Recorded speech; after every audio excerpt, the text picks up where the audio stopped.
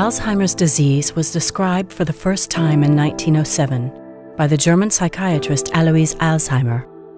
In performing a histopathologic study of the brain of his patient Auguste D., suffering from dementia, he brought to light the presence of two types of lesions in the brain: senile plaques and neurofibrillary tangles. He reached the conclusion of a distinct disease of the cerebral cortex. 100 years later, thanks to current scientific techniques, research has made a great leap in the understanding of the disease. We know that the brain is made up of neurons and that these are interconnected to form a vast network. These connections, known as synapses, enable the transmission of information from one neuron to another. In Alzheimer's disease, 10 to 15 years before the appearance of the symptoms, two main lesions form in the brain: senile plaques, composed of amyloid beta protein, and neurofibrillary tangles, composed of tau protein. How is the senile plaque formed? On the surface of the neuron is a large protein called APP. Normally, APP is sectioned by enzymes on the surface of the neuron, and it frees a protein called amyloid beta. The amyloid beta protein is then cleared in the body. In the case of Alzheimer's disease, there is an imbalance. The amyloid beta protein is no longer regulated and is found in too great a quantity. The proteins assemble to form indissoluble fibrils and create senile plaques. How are neurofibrillary tangles formed? When a neuron communicates with another, a signal goes from the body, known as soma, to the synapse to transfer the information. The signal passes through the skeleton of the neuron composed of microtubules. These microtubules are stabilized by normal tau protein.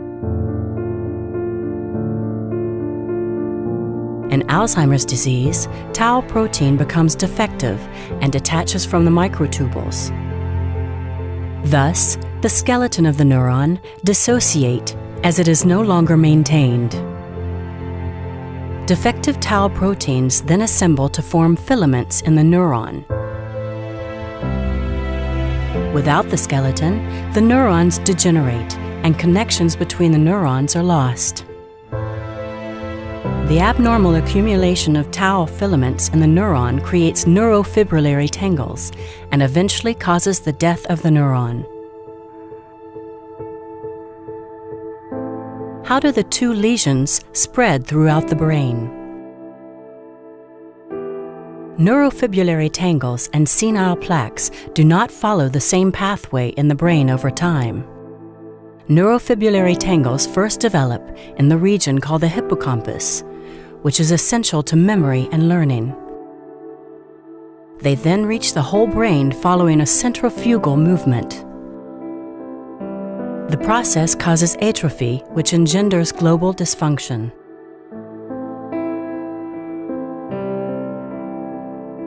The progression of the lesions corresponds with the symptoms of the disease, which begin with memory problems, followed by problems of language, recognition, and incapacity to perform gestures.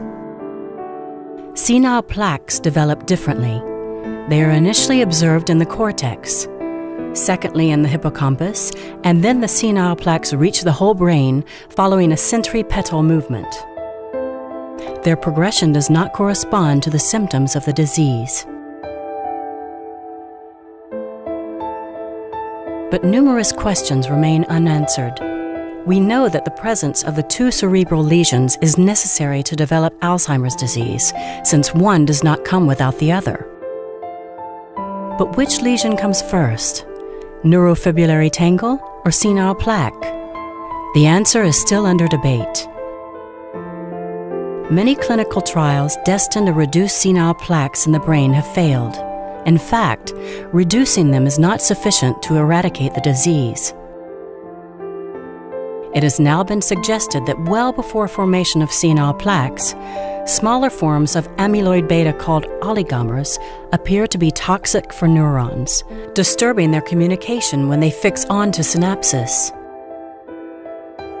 It would appear that the toxic oligomers and their accumulation in senile plaques are at the origin of neurofibrillary tangles, which in their turn are responsible for symptoms.